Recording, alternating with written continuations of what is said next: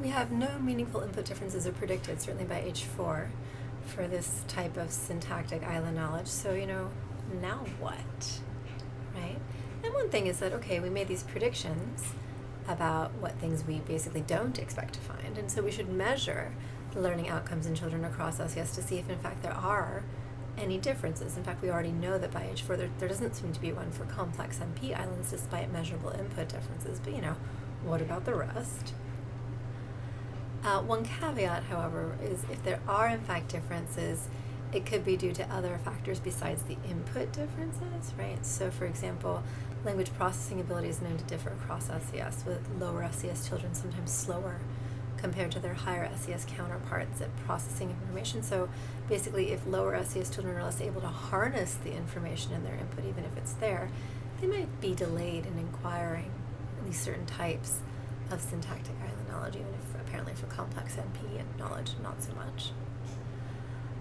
But, if there aren't any outcome differences, perhaps after the language processing ability differences have resolved, say by age 4, then this supports syntactic EyeLand input quality being the same across SES, and also that the learning theory is a plausible one for how that learning process is unfolding.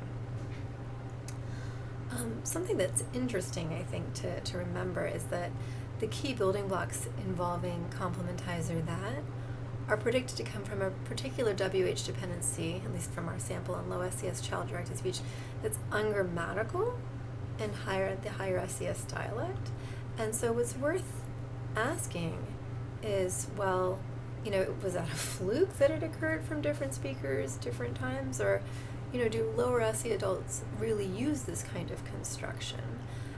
Because if lower SES children are supposed to get that crucial building block from these kinds of dependencies, then lower SES adults better use it, right? And so, in some sense, lower SES adults are predicted to view this WH dependency as grammatical in contrast to what their higher SES counterparts would do. If we expect lower SES children to hear it and harness those crucial building blocks from it that involve complementizer phrase with that, this is something we can measure. We're in the process of doing this. And the bigger picture I think that I want to leave you with today is that this approach using computational modeling for developmental questions, developmental computational modeling as it is, complements existing techniques for identifying if input differences may be developmentally meaningful. It's a new way to think about going at this question. And in this case, we demonstrated this approach for syntactic EyeLand knowledge of a certain type, and predicted no meaningful input differences across SES for knowledge by age 4, which means that any input-based interventions wouldn't be impactful if there actually are differences in any of these syntactic EyeLands across SES. Again, for one of them we know by age 4 there isn't, but for the other ones it's still to be determined. And something I think that's particularly useful is that this technique, because it relies on a learning theory that's implemented in a model, can provide a causal explanation for why input differences of particular kinds could affect learning outcomes or would not affect learning outcomes, right? It gives you a look into what the actual process is that leads to differences or no differences in learning outcomes.